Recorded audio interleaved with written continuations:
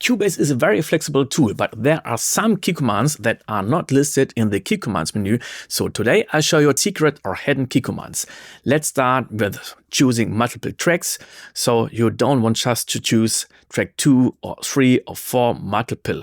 So let's choose from 2 till 5. So now I'll press the Shift key and press the mouse. Voila, we've chosen from track 2 till track 5. Now we want to choose track 2 and 4 and 7 and nothing between this. So now I press the Command key and here we are. Key command number 3 is about naming.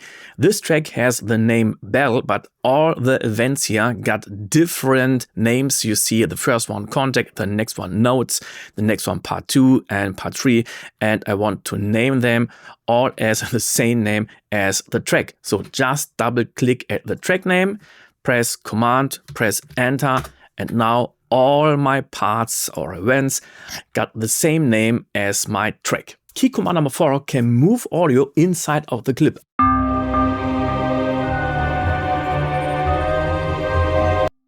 And at bar 33, I want to have this whoosh. And let's listen whether it works in the right timing. Okay, now it was too early. And I can do this and move the whole clip.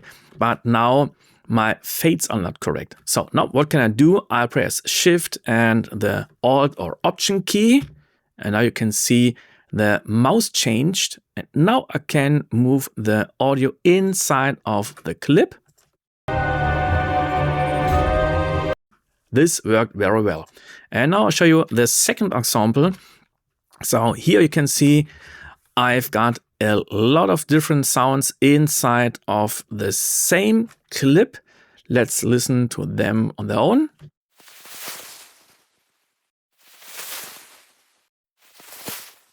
So you can see and hear this third version has more attack. And now I just want to try different versions. So in the old ways, you can do cut this and then you put them to different track versions or to different lanes, but now we can it more easy. Just choose one of them, put it to the right position. Now we edit the fades. Let's listen to the sound of the music.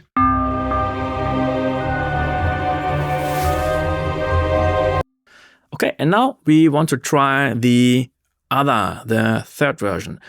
And now I just press Shift and Option and move it to the next one. And here it is.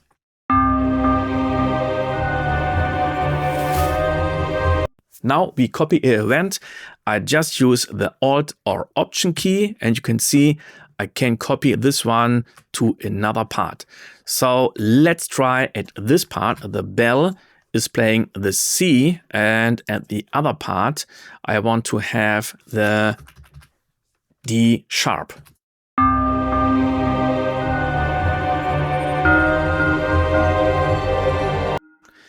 And now I show you another kind of copy. I press the Alt or Option key and the Shift key. And now you see this two different bars here because now it's a virtual copy or an alias. So now you see here we've got the C and at the other copy C2. Let's listen to it.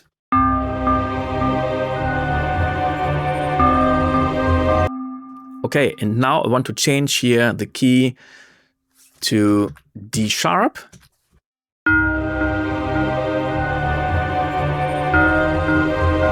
Now you see this is a virtual copy because everything we do in one of the copies is copied to all other versions. So let's go back to C. Now I edited the first part and you see it's done here too.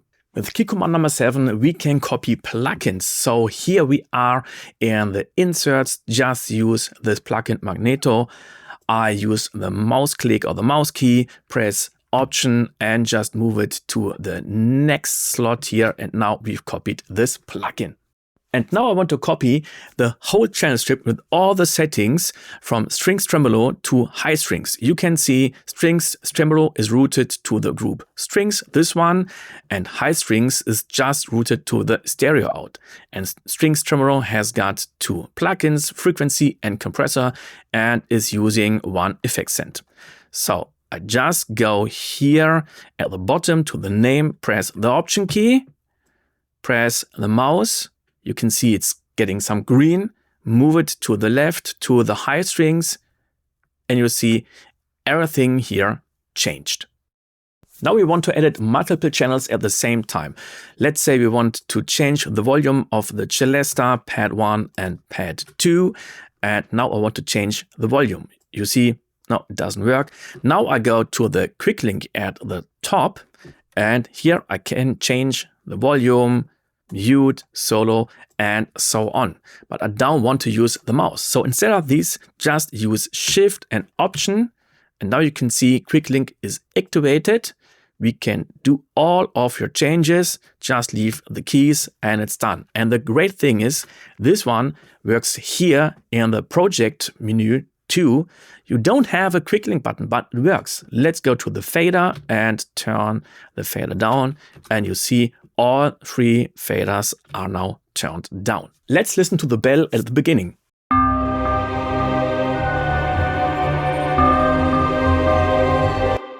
And when I go to the key editor, you see the volume changes. We've got a decrescendo here.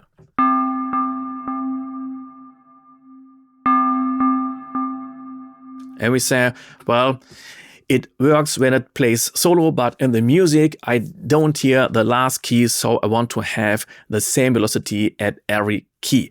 For example, you played a kick and a snare live, and they've got too much changes in the velocity, so you want to have the same velocity at every drum key. So now we go to the velocity, and we say, okay, 103 is great. Now I press the Command key, press Enter, and you see every key has the same velocity.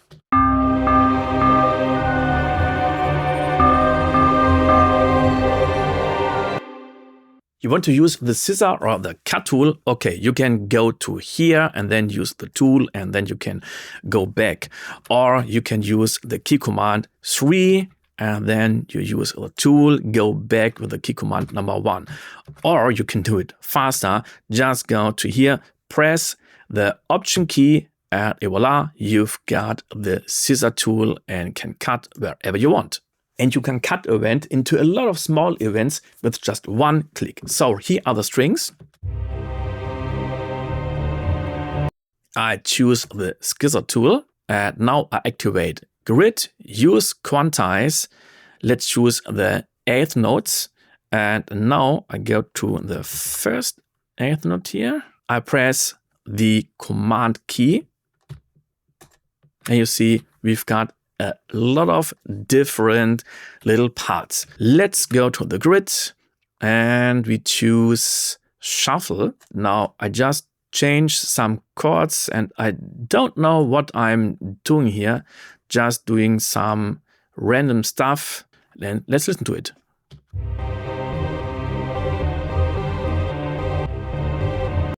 Can be great for chopping vocals or other stuff. You can have a lot of fun with this. Now I want to re-edit the edited strings into the original version.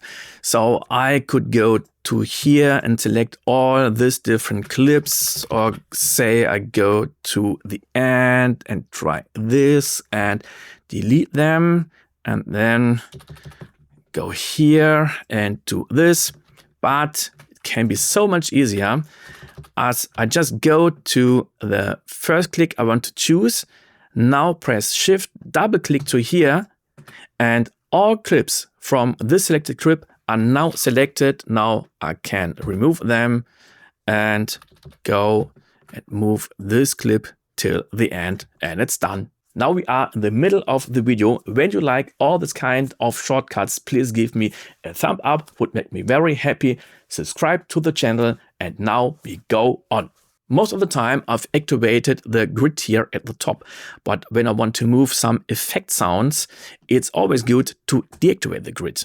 I can use it with the mouse or I can use the key command, but there is a faster way. You see now it's activated and now I just press command and I can do it in a free way.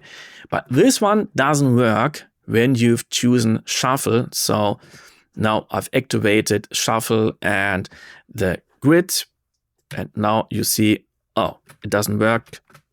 And when you've got multiple of them, so let's do this.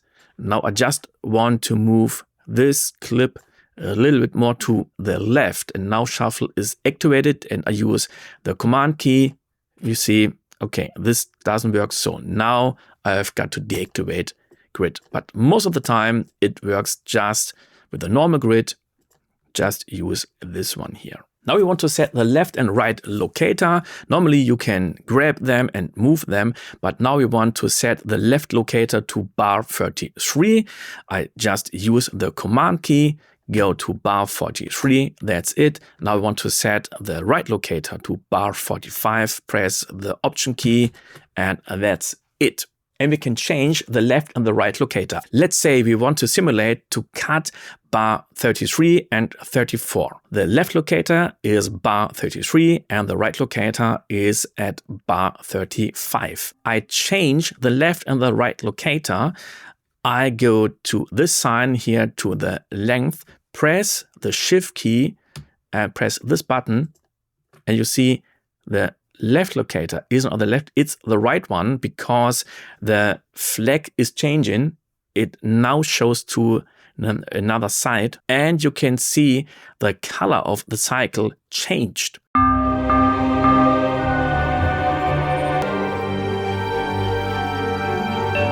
Great, so you can simulate a cut. And here is another thing why I love this feature. Let's say you want to do some post-production or prepare film music composition, some scoring. And here it's always great to have a marker track showing you the cues. So let's say we are here at the marker track and now we set the cycle to bar 31 and 33. Let's set the cycle marker track or the first cycle marker. Let's call it intro.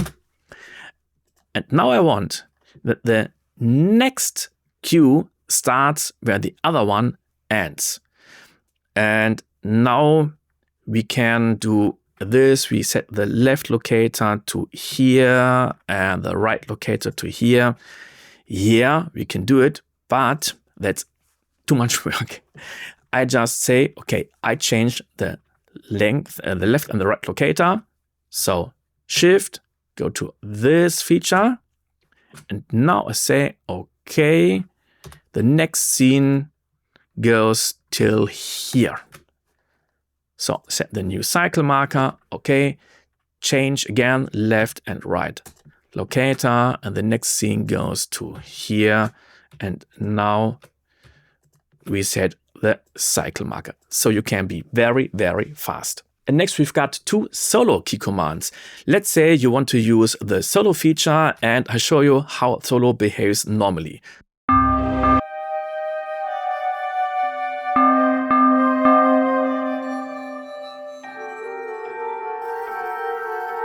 So every time I press solo, another track is added. So now I just listen to one track, the flute, then I add the celesta. So now I listen to 2 tracks, I listen to 3 tracks and so on. But perhaps you just want to listen to 1 track on the time.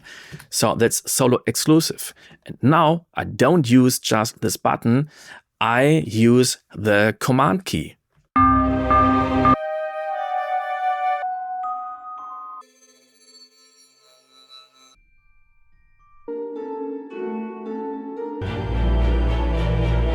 So you just listen to 1 track at once. But now we want to listen to the bell all the time. For example, when I listen to the bell, and now I just listen to the flute, I don't hear the bell, but I want to hear the bell all the time.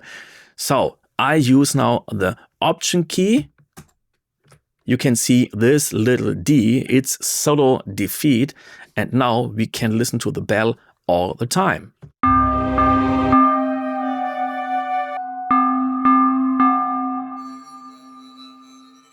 This is great when you want to listen to some vocals, guide tracks, what else, all the time. Let's change some names. So I go to the Glockenspiel, I just type in Glockenspiel, I just press the tab, and here I can go to the next track and say, okay, this is a harp.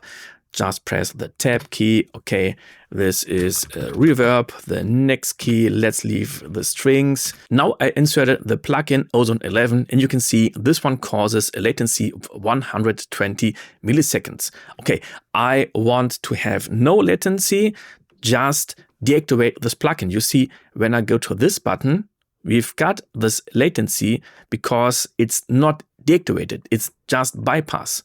I go to the plugin, and you can see here is the bypass button, and here is the button that deactivates the plugin. And when it's deactivated, you can see there is no latency. Let's turn it on, and here is the latency. And you can say, okay, but we just have the bypass button here, no button to deactivate the plugin. But I can use the Option key, and now you see it's another kind of gray color, and here is no latency. So let's turn it on, and that's it. So now it's turned on.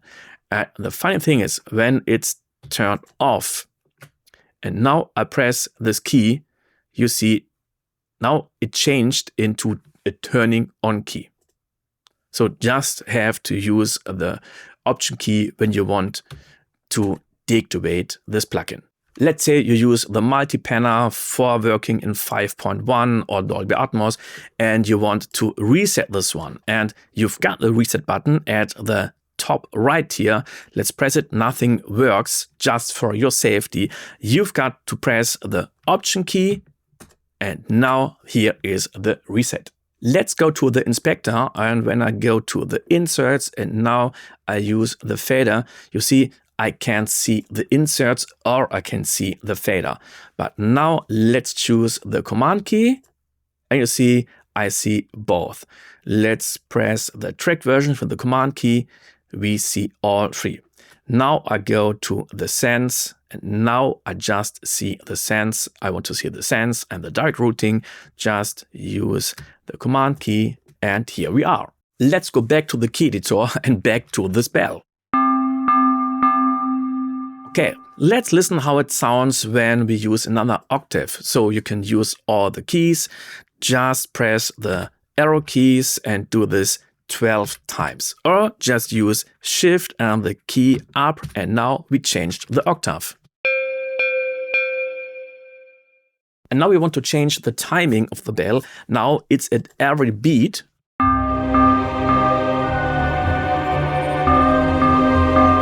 And we want to try how it sounds when it's between the beats. So you can select all the keys or use Shift and double click, and then you can move them with the mouse, or instead of this, we want to move them with the set quantize. Now I just use Command and the arrow to the right or the left, and that's it.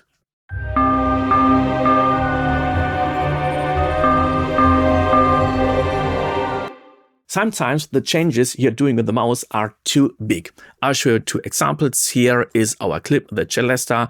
I go to the volume, click with the mouse and move it up, and you see these are always steps with 1 decibel.